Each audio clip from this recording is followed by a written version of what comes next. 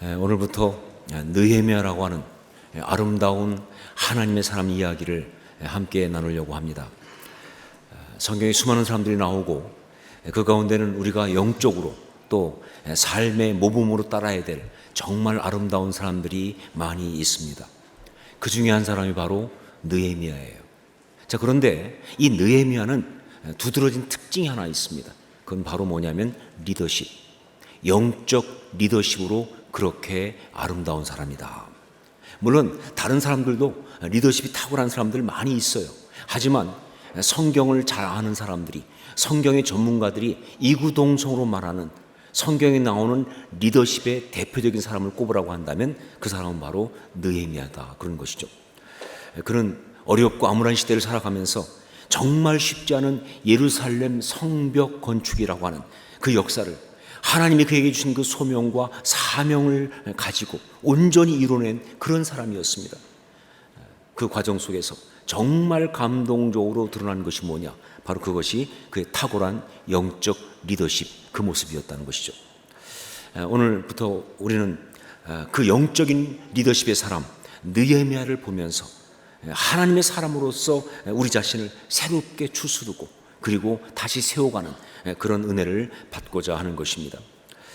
자, 본격적으로 느헤미야가 보여주고 있는 그 영적 리더십은 무엇인가 하는 것을 보기 전에 먼저 한 가지 짚고 넘어갈 것이 있습니다. 그것은요, 여러분 가운데 참 많은 사람들이 리더십은 나하고는 상관이 없다라는 생각을 가지고 있을 수 있기 때문에 그렇습니다. 내가 무슨 어떤 조직을 지금 이끌고 있는 것도 아니고, 내가 어떤 자리에 있는 것도 아니고, 혹은 내가 지금 굉장히 어떤 일을 추진하고 있는 것도 아니기 때문에, 그러니까 나한테 있어서 리더십이라는 것은 별 해당이 없다 하는 생각을 굉장히 많은 사람이 하고 있을 수 있다는 것이죠. 자, 그런데 여러분, 영적인 리더십은요, 절대 어떤 그런 자리나 역할, 그런 것이 있는 사람에게만 있는 것이 아닙니다. 왜냐하면요, 이 성경적으로 볼 때 이 영적 리더십의 근본이 되는 말씀은요, 바로 창세기 1장 28절 말씀이기 때문에 그래요. 창세기 1장 28절 말씀, 하나님이 그들에게 복을 주시며 하나님이 그들에게 이르시되 생육하고 번성하여 땅에 충만하라, 땅을 정복하라, 바다의 물고기와 하늘의 새와 땅에 움직이는 모든 생물을 다스리라 하시니라. 그러니까 성경적인 개념에서 영적 리더십은 뭐냐라고 할 때 그건 바로 하나님의 형상입니다. 즉 하나님의 형상이 그에게서 바르게 나타나는 그것이 바로 영적 리더십이라는 것이죠.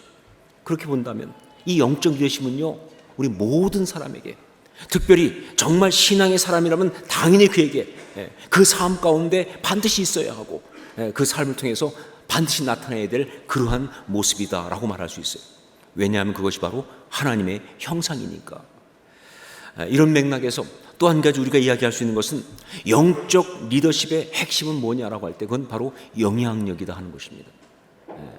영향력도 그냥 영향력이 아니라 바로 선한 영향력.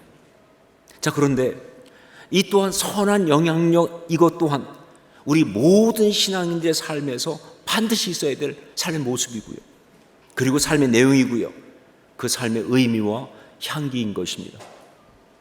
여러분, 주님께서 우리를 향해서 뭐라고 말씀하셨느냐? 너희는 세상의 소금이라고, 너희 세상의 빛이라고 하셨던 바로 그 말씀의 의미가 이거니까요. 또한 베드로전서 2장 9절 말씀 보니까 그러나 너희는 택하신 족속이요 왕같은 제사장들이요 거룩한 나라요 그의 소유가 된 백성이니 이는 너희를 어두운 데서 불러내어 그의 귀한 빛에 들어가게 하신 이의 아름다운 덕을 선포하게 하려 하심이라 라고, 정 베드로 사도를 통해서 성령께서 그렇게 말씀하셨으니까. 그래요, 모든 신앙인은 정말 그가 어떤 자리, 어떤 신분, 어떤 처지에 있든 상관없이 바로 그가 서 있는 그 삶의 자리에서 소금이어야 한다는 거예요. 빛이어야 한다는 것입니다. 천국에 누르겨야 한다는 거예요. 하나님의 아름다운 역사를 선포하는 그런 사람이어야 한다는 거예요. 그리고 그것이 바로 영적 리더십인 것이죠.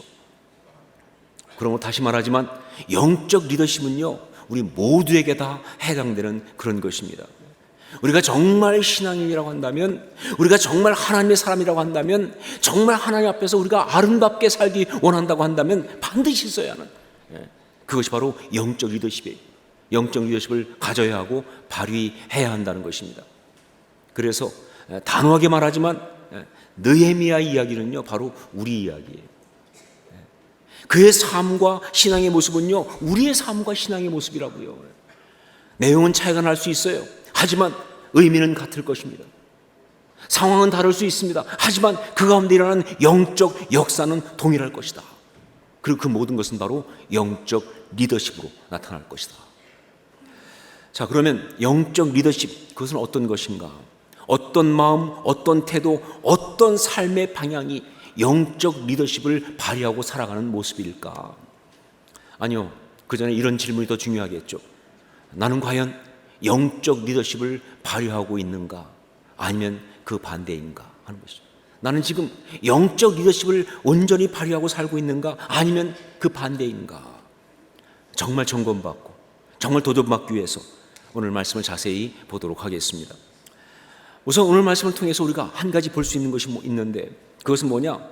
이 세상이 죄 가운데 있고 수많은 사람들이 그 죄 가운데 고통받고 있는 이 상황 속에서 영적인 리더십을 가진 사람이 그 영적인 리더십을 발휘할 때 반드시 가져야 될 마음이 있다는 거예요. 그 마음을 우리가 먼저 볼 필요가 있습니다. 우리 2절부터 4절까지를 함께 읽도록 하겠습니다. 2절로 4절 같이 읽습니다. 내 형제들 가운데 하나인 하나니가 두 사람과 함께 유다에서 내게 이르렀기로 내가 그 사로잡힘을 면하고 남아있는 유다와 예루살렘 사람들의 형편을 물은즉 그들이 내게 이르되 사로잡힘을 면하고 남아있는 자들이 그 지방 거기에서 큰 환난을 당하고 능욕을 받으며 예루살렘 성문 허물어지고 성문들은 불탔다 하는지라 내가 이 말을 듣고 앉아서 울고 수일 동안 슬퍼하며 하늘의 하나님 앞에 금식하며 기도하여. 영적인 리더십을 가진 사람에게 있어야 될 첫 번째 그 마음은 바로 뭐냐? 그건 바로 compassion, 즉 긍휼히 여기는 마음이에요. compassion, 긍휼히 여기는 마음. 이것이 영적인 리더십을 가진 자에게 있어야 될 가장 중요한 마음 중에 하나다, 그런 것입니다. 브루스 윈스턴이라고 하는 버지니아에 있는 리전트 유니버시티의 교수가 쓴 어떤 아티클이 하나 있어요.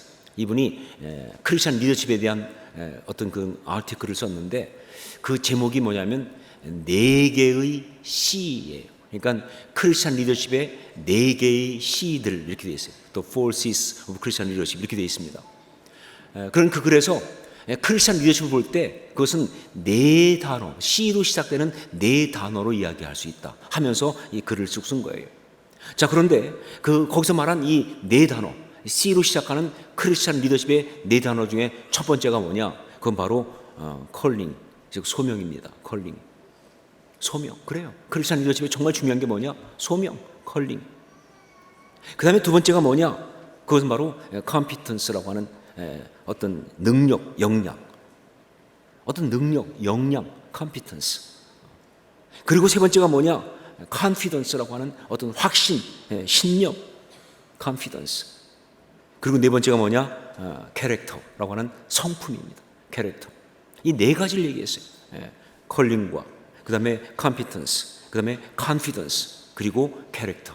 이 4가지를 얘기하면서 이것이 바로 크리스찬 리더십의 4가지다라고 얘기했어요. 자, 그런데 이 4가지 중에서 이 캐릭터, 즉 성품이 제일 나중에 나와요. 그런데 절대 그것은요, 이것이 가장 덜 중요하다 그 뜻이 아니라는 거예요. 오히려 반대로 이것이 가장 중요하다고 그는 보고 있습니다. 그러니까 그는 말하기를 이 4가지는요 사실은 일종의 연속선상, 시퀀스를 갖고 있는 거예요. 그렇기 때문에 갈수록 점점 이것이 모아지기 시작하는데 그것이 완전히 마지막에 모아진 것이 뭐냐? 그것이 바로 크리스천 리더십의 최고 중요한 모습, 그것이 바로 캐릭터, 성품이라는 거예요. 그래요. 영적 리더십의 가장 중요한 모습은 성품입니다. 그 영적 리더십이 완성된 모습은 성품이에요. 성품까지 갖추게 되면요, 그 리더십은 잘 흔들리지 않습니다. 정말 이 성품이라는 것은요, 비록 은근해 보이지만 가장 강력한 영향력이에요. 어떤 영향력보다 강한 영향력을 미치는 것이 바로 성품이에요. 자, 그런데 바로 이 중요한 성품에 해당하는 그것, 아주 중요한 것이 뭐냐? 이 성품에 해당하는 아주 중요한 것이 바로 또 다른 C로 시작하는 단어인 compassion, 긍휼히 여기는 마음이라는 거예요. 이 긍휼력 있는 이 마음, 컴패션, 이것이 이 크리스천 리더십의 성품 중에 가장 중요한 것이다, 그 말이에요. 어떻게 그렇게 말할 수 있는가? 이유가 있는데 그 중에 첫 번째가 뭐냐? 바로 이 마음은 하나님의 마음이기 때문에. 긍휼력 있는 마음, 이 마음은 바로 하나님의 마음이기 때문에 그렇다는 것이죠. 그래요, 우리를 향한 우리 하나님의 사랑은요, 긍휼입니다. 수도 없이 죄를 범하고 정말 하나님을 배반했지만 여전히 우리를 불쌍하게 보시는 그 긍휼의 마음이 바로 하나님의 마음이에요. 예수 그리스도 우리 주님의 마음도 역시 긍휼이었습니다.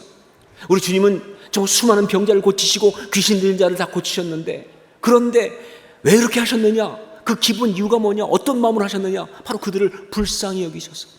그래서 고쳐주시고 회복시켜 주신 것이다 하는 것이죠. 이것이 아주 감동적으로 나타난 그 이야기가 바로 마가복음 1장에 나오는 이야기입니다. 예수님의 공생의 초기에 했던 이야기인데, 그때 한 나병 환자가 예수님께 나왔습니다. 그래서 그 앞에서 꿇어 엎드려서 정말 간구합니다. 그가 간구하기를 뭐라고 간구하느냐?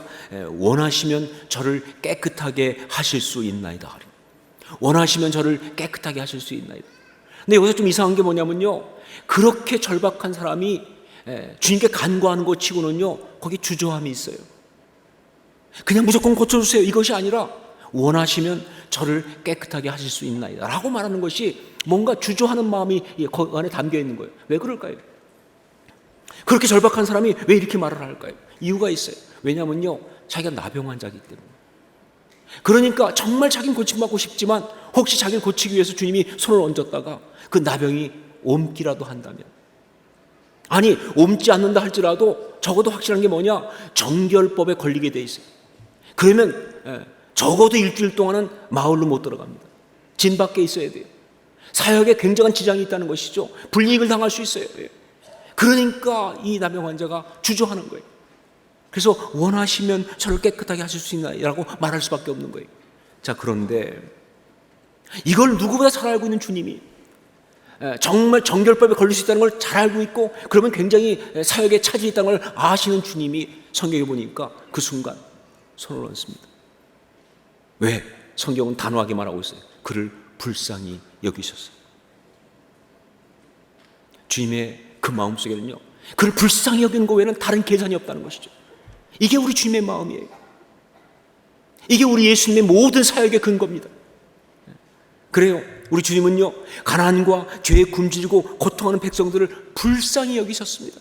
그래서 입을 열어 천국 말씀을 가르치신 것이고요, 그들이 불쌍하기 때문에 필요하다면 그들의 배고픔을 해결해 주기 위해서 오병이어 기적 같은 엄청난 기적을 일으키신 거예요. 결국 죄 가운데 고통하는 그 모든 사람들을 구원하기 위해서 심지어 조롱하고 핍박하는 사람들조차 불쌍히 여기시면서, 그러면서 그 구원을 위해 십자가를 지신 바로 그분이 우리 예수님이세요. 이게 하나님의 사랑입니다. 이것이 바로 우리 예수님의 마음이에요. 그러므로 컴패션, 긍휼히 여기는 이 마음을 품는다는 것은 무슨 얘기냐? 바로 그 하나님의 마음을 품는 것이고, 그 순간 그는 하나님의 사람, 하나님의 일꾼이 되는 것이며 영적 리더십을 가지게 되는 것이다 하는 것이죠. 이걸 아주 감동적으로 아주 제대로 보여주고 있는 책이 또 하나 있는데, 그것이 바로 요나서입니다. 요나서에 보면요, 니느웨가 비록 이방 민족 타락한 곳이지만 하나님은 그 사람들을 불쌍히 여기십니다. 그들을 불쌍히 여기는 하나님이 나오고, 그러면서 바로 그 하나님 마음을 품기까지는, 그들을 불쌍히 여기는 하나님 마음을 품기까지는 요나는 결코 하나님의 사람, 하나님의 선지자일 수 없는 이야기가 펼쳐지고 있어요. 그게 요나서예요. 그 마음을 품기까지는, 그 마음이 있기까지는 그는 하나님의 사람일 수 없는, 하나님의 선지자일 수 없는 이야기. 그래서 요나서의 마지막은요, 이렇게 끝납니다. 하물며 이 큰 성읍 니느웨에는 좌우를 분별하지 못하는 자가 12만여 명이요 가축도 많이 있나니 내가 어찌 아끼지 아니하겠느냐. 이렇게 하나님의 독백 같은, 하나님의 정말 그 어떤 그런 탄식과 같은 그런 이야기로 여운을 남겨서 끝을 내고 있어요. 그리고 이것은요, 어떤 강한 것보다 이런 메시지를 주고 있습니다. 나는 네가 나의 이 마음을 품었으면 좋겠다라는 것이죠. 여러분, 불쌍히 여기는 마음, 이게 바로 하나님의 마음이기 때문에 영적 리더십을 가진 자는 무엇보다 이 마음을 품는 것입니다. 또 한 가지, 이게 정말 중요한 마음의 이유가 또 하나 있는데, 바로 이 마음은요, 죄에 대해서 가장 강력하게 이기는 마음이라고 그래요. 죄에 대해서 가장 강력하게 이기는 마음. 여러분, 이 긍휼히 여기는 마음이라는 것은요, 무엇보다 먼저 이기심이라는 죄성을 가진 자는 절대 품을 수 없는 마음이에요. 근데 여러분 아시겠지만 이 이기심이라는 것은요, 죄의 가장 강한 어떤 그런 마음이에요. 자기중심 사고라는 것은요, 죄가 그를 사로잡고 있을 때 나타나는 아주 전형적인 현상입니다. 예, 그래요. 죄가 그를 잡고 있으면요, 나타나는 게 이기심이고 그리고 자기중심적 사고예요. 그런데 긍휼히 여기는 그 마음을 갖게 되면요, 이 이기심이 설 자리가 없어요. 이 긍휼히 여기는 이 마음은 그 이기심을 뛰어넘는 마음이라는 것이죠. 여기 느헤미야, 사실 그 사람은요, 예루살렘에 사는 사람들하고 직접 관계가 없어요. 거리가 먼 것뿐만 아니라 여러 가지로 정말 이 차이가 납니다.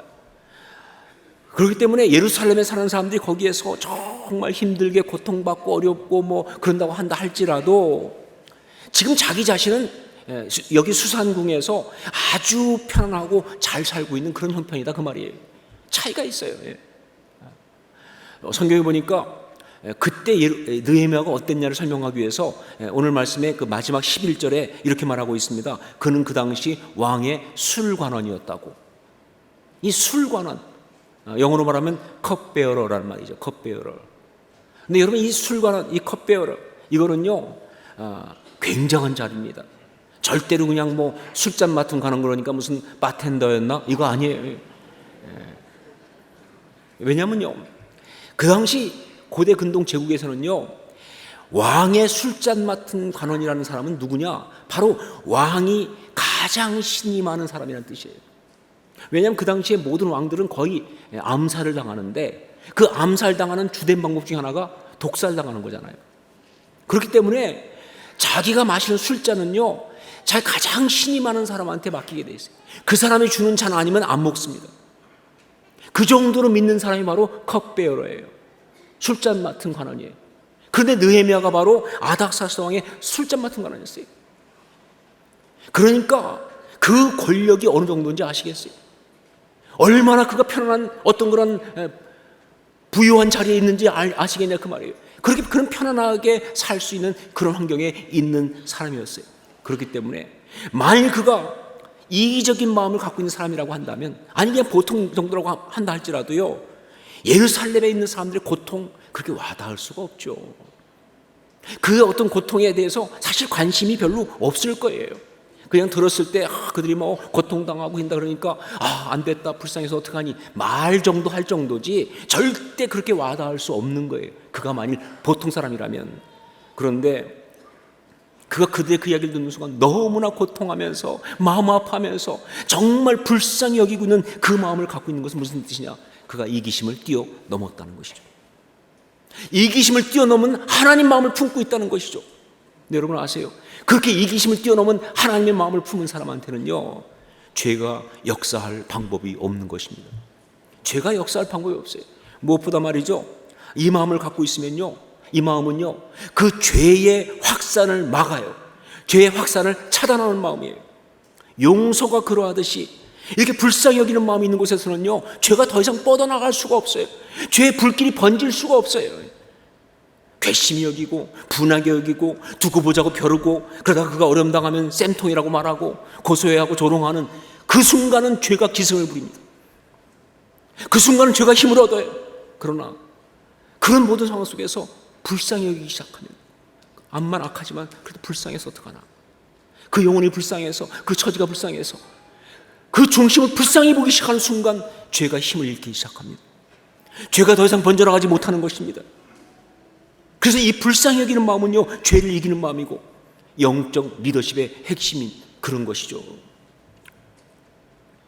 두 번째로 또 한 가지, 여기 느헤미야를 통해서 볼 수 있는 영적인 리더십의 모습은요, 첫 번째가 바로 컴패션, 즉 긍휼히 여기는 마음이라고 했다면, 또 한 가지 볼 수 있는 건 바로 뭐냐? 중보기도입니다. 이렇게까지 말할 수 있습니다. 영적인 리더십의 사람은 중보기도하는 사람이다 라고 말할 수 있을 정도로. 영적인 리더십의 사람은 중보기도 하는 사람이다. 우리 4절 5절 말씀을 함께 읽도록 하겠습니다. 4절 5절 같이 읽습니다. 내가 이 말을 듣고 앉아서 울고 수일 동안 슬퍼하며 하늘의 하나님 앞에 금식하며 기도하여 이르되 하늘의 하나님 여호와 크고 두려우신 하나님이여 주를 사랑하고 주의 계명을 지키는 자에게 언약을 지키시며 긍휼을 베푸시는 주여 간구하나이다. 제가 여러 번 말씀드리지만 중보기도는요 몇몇 기도의 은사가 있는 사람만이 하는 것이 절대로 아닙니다. 중보기도는요 바로 소금과 빛된 모든 그리스도인들이 해야 되는 거예요. 왜냐하면요 우리는 그냥 사람이 아니거든요. 우리는요 바로 세상 죄를 지고 십자가에서 그 모든 죄인을 구원하기 위해서 자기 자신을 대속의 제물로 내어주신 예수 그리스도를 주로 고백하고 믿는 사람들이기 때문에 말이죠. 그게 우리들이잖아요. 그렇기 때문에 정말 그 예수 그리스도를 주로 고백함으로써 아들까지 내어주신 하나님을 이제 그냥 하나님이 아니라 아버지라 부르면서 그 하나님의 친백성이 된 하나님의 친자녀가 된 바로 그것이 바로 우리들이기 때문에 여러분 우리한테 중보기도는요 떼려야 뗄 수가 없는 거예요. 다시 말합니다. 영적인 리더십을 가진 사람은요 다 하나님의 마음을 가지고 중보기도하는 사람들이에요. 중보기도하지 않는 사람은 영적인 리더십을 가지고 있는 사람이 아니다라고 말할 수 있다는 거예요. 그렇게까지 단호하게 말할 수 있는 까닭은 중보기도가 다음 세 가지의 특징을 가지고 있기 때문에 그렇습니다. 첫 번째가 뭐냐? 중보기도는요 하나님이 시키시는 기도이거든요. 중보기도는 하나님이 시키시는 기도다. 여러분 성령의 감동이 아니고는요 중보기도 못합니다. 내 문제 가지고 기도할 때는요 사실 그것도 뭐 성령께서 마음 주시기도 하지만 그냥 나의 본성이 기도하게 해요. 내가 급하니까 내가 원하니까 그러니까 뭐 누가 시키지 않아도 기도한다 그 말이에요. 그런데 중보기도는요 나의 본성으로 하는 기도가 아니에요. 성령께서는 마음 주셔야 되는 거예요. 성령께서 기도하는 마음을 주시니까 그러니까 상관도 없는 그 나라를 위해서 상관도 없는 그 사람을 위해서 내 직접적인 사람도 아닌데 불구하고 정말 자신의 온 마음을 다해서 기도할 수 있는 거 아니에요. 성령이 마음을 주시니까 성령이 내 마음에 들어오게 하는 그 역사, 그래서 하나님 그 모든 이야기, 그건 바로 영적 리더십이죠. 그래서 중보기도 하는 사람, 영적 리더십의 사람은 중보기도 하는 사람이다. 또 한 가지 중보기도는요 하나님과 동역하는 기도입니다. 중보기도는요 하나님과 동역하는 기도예요. 여러분 영적인 세계의 비밀을 말씀드리면 영적인 세계 속에서 하나님께서 어떤 역사를 행하실 때 하나님께서 누군가를 축복하시고 누군가를 구원하시는 그런 영적인 어떤 역사를 행하실 때는요 반드시 누군가가 기도함으로 그 역사를 행할 수 있는 기도의 분량을 채워야 그 역사가 일어납니다. 이거는 하나님께서 그냥 혼자서 못하신다 이 뜻이 아니에요. 그건 왜 그러냐면요 하나님은 사랑의 하나님이시지만 정말 우리 자녀를 사랑하시고 자녀를 축복하기 원하시고 정말 모든 걸 다 주고 싶어 하시는 사랑의 하나님이시지만 동시에 우리 하나님은 공의의 하나님이세요. 그러니까 하고 싶다 그냥 할 수 있는 게 아니에요. 그 공의에 맞아야 돼요. 그 공의를 이루셔야 돼요. 이게 하나님의 어떤 그런 성품이에요. 그러다 보니까 말이죠 정말 누군가가 정말 축복받기 위해서는요 누군가가 정말 은혜를 받기 위해서는요 그 사람이 혹시 못한다면 다른 어떤 사람이 누군가 그를 위해서 간구해야 돼요. 정말 하나님께서 마음껏 축복하실 수 있는 공의의 분량을 채워야 돼요. 그래야만이 그 하나님이 마음껏 축복하실 수 있는 거예요. 바로 그렇게 하나님께서 역사하실 수 있도록 공의의 분량을 채우는 그 기도를 중보기도라고 하는 것입니다.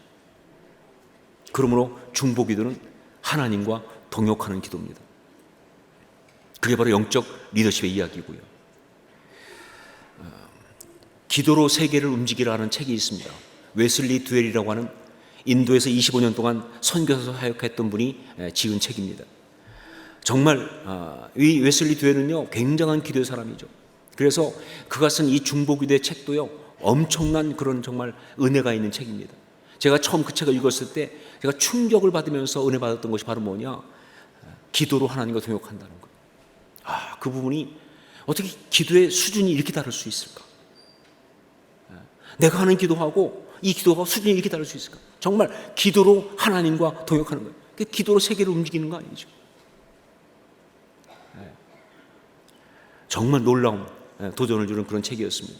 자, 그런데 이 웨슬리 듀웰이 쓴 책 가운데 또 다른 책이 하나 있어요. 근데 그 책도 제가 은혜를 받았는데 그 책이 바로 뭐냐? 열정적인 지도자라는 책이에요. 보니까 웨슬리 듀웰은요, 중보기도의 어떤 책도 많이 썼지만 리더십 책도 많이 썼어요. 그 중에 하나가 열정적인 지도자예요. 제가 이 두 책을 읽으면서 그러면서 깨닫게 된 것이 있어요.